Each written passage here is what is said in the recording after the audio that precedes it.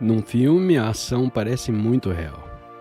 Entretanto, se você olhar para a sala de projeção, verá que essa história está sendo produzida por um único raio de luz. Eis como as coisas são nesse grande filme da criação. Deus disse: faça-se a luz. De dentro desse grande raio de luz cósmica se manifestou o universo inteiro. Trata-se de um filme cósmico e, em muitos aspectos, ele é semelhante ao filme exibido no cinema. Grande parte da diferença está no grau. No cinema, o que você observa apresenta duas dimensões e é verdadeiro apenas aos sentidos da visão e audição. O filme cósmico é tridimensional e é verdadeiro para os sentidos do paladar, do olfato e do tato.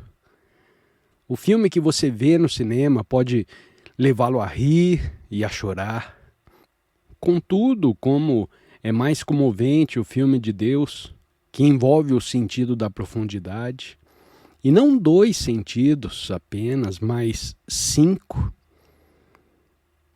No entanto, essa vida não é mais real do que um filme. Agrada pensar, comentou um naturalista de maneira condescendente, nas árvores, nas flores e nos rios, como um sonho de Deus. Entretanto, a ciência revelou que todas as coisas, em essência, são as mesmas. Elas são tão somente aglomerados de prótons e elétrons. O mestre não tardou em responder a semelhante desafio. Se você jogar no chão um monte de tijolos, disse ele, eles tomarão por si mesmos a forma de uma casa? Dificilmente.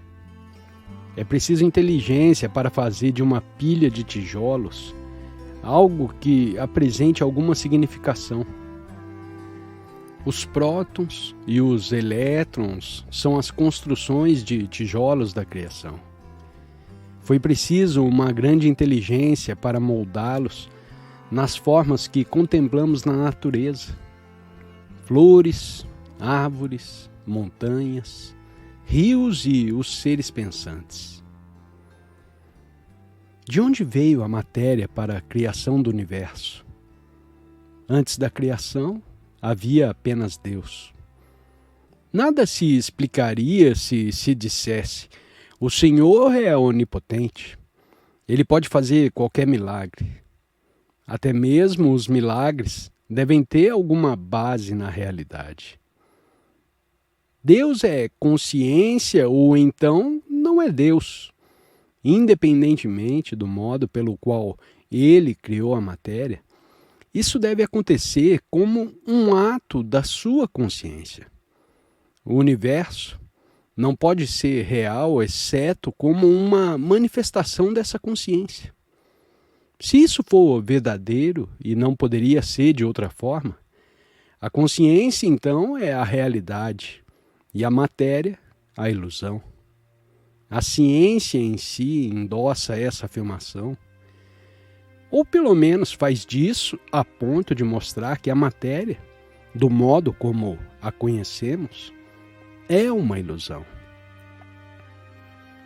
O que vemos ao redor de nós mesmos não são sólidos rochedos, frondosas árvores, rios correntes e seres corpóreos, cada qual diferente dos demais.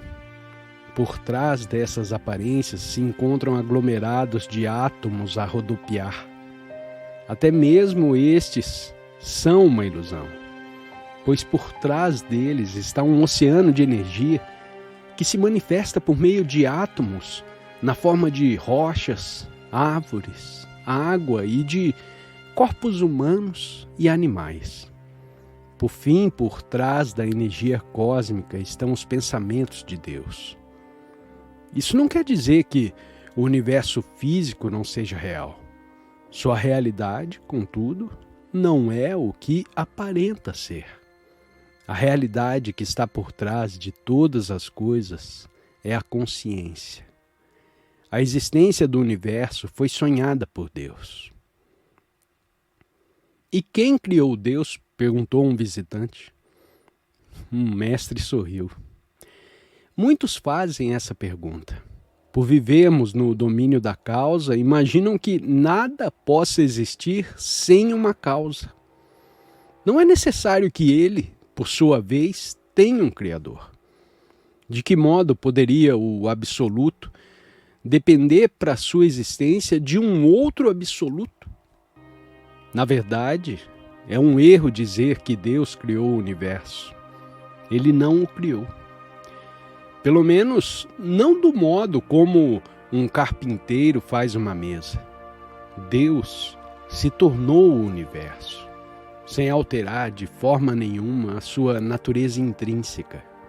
Ele manifestou uma parte da sua consciência na forma de Maya, a ilusão cósmica. Nada é como parece ser. Tudo o que existe é uma manifestação dos pensamentos de Deus. De que maneira Deus, a realidade única, manifestou esse universo de aparências? Ele fez isso por via da lei da dualidade. Sua consciência única assumiu a forma dos opostos, do positivo e do negativo, da luz e das trevas, do prazer e da dor, e assim sucessivamente, até uma infinidade de ilusões contrastantes. Uma parte da sua consciência se moveu, como nos diz a Bíblia, e o Espírito de Deus se move por sobre a superfície das águas. Poderíamos comparar esse movimento ao movimento das ondas na superfície do mar. O nível do mar nunca muda, nem mesmo quando as ondas se alteiam, pois todo movimento ascendente, em lugar, é compensado por um movimento descendente em outro lugar. Como um todo, o nível da água continua sempre o mesmo. Ainda assim, Deus, o mar do Espírito, continua inalterado pela sua criação. Na superfície da sua consciência, todavia, seu espírito se move e esse movimento ou vibração produz a dualidade, assim como as ondas do mar que se levantam e se quebram. O Uno Infinito fez vibrar uma parte de si mesmo, a fim de se tornar dois e depois muitos, e assim prossegue até que a vibração cósmica produzisse as estrelas, as galáxias e os planetas, as flores, as árvores e os corpos humanos. A vibração cósmica é chamada Aum. Trata-se do Amém do Apocalipse na Bíblia. Equivale ao verbo no Evangelho de São João. É a música das esferas, dos antigos gregos. É o Amin dos muçulmanos, o Ahunavar dos zoroastristas. Tudo o que é veio a ser a partir dessa grande vibração. A vibração gera dualidade. Para vir a conhecer a realidade una por trás de todas as aparências, afaste-se mentalmente dos estados opostos da natureza. Aceite tranquilamente o que quer que lhe aconteça na sua vida. O prazer e a dor, a alegria e a tristeza, o êxito e o fracasso. Viva apenas em função de Deus. Apenas seja o seu servo. Apenas ame-o.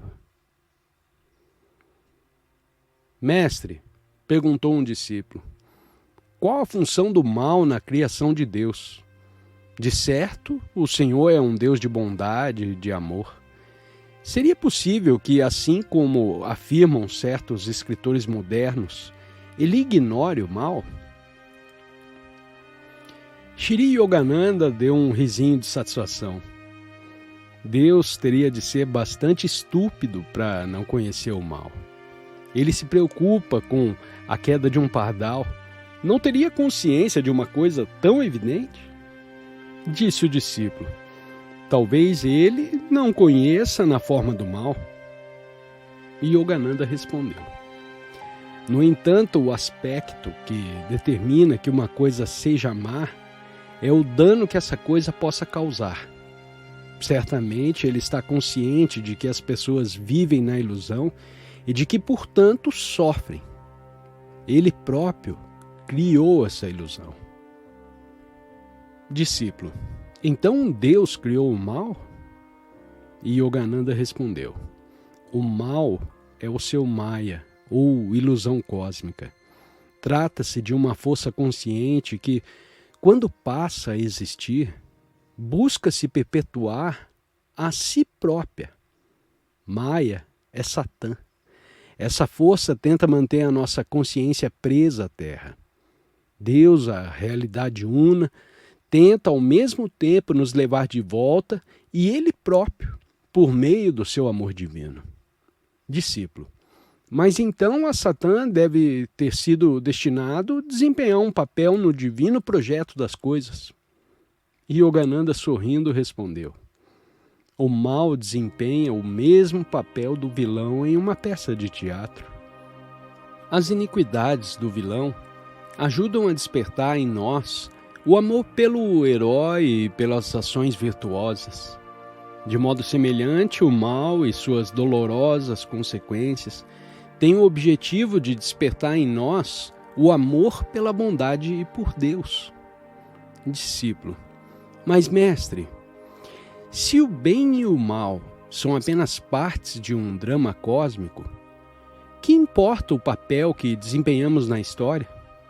Quer como santos, quer como bandidos, nossos papéis serão uma ilusão e não afetarão a nossa verdadeira natureza como seres criados à imagem de Deus.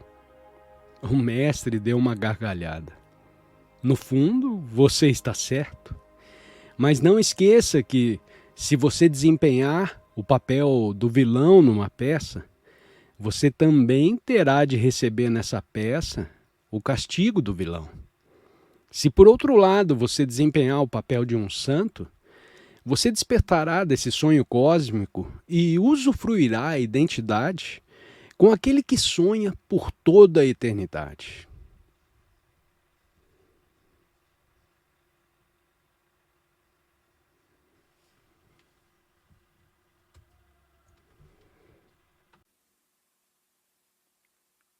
Esperamos que tenha encontrado paz nesse momento. Compartilhe suas reflexões conosco nos comentários. E se sentir que pode ajudar alguém, compartilhe esse vídeo. Não perca a oportunidade de explorar mais sobre o tema no próximo vídeo que está sendo sugerido na tela para você. Até logo!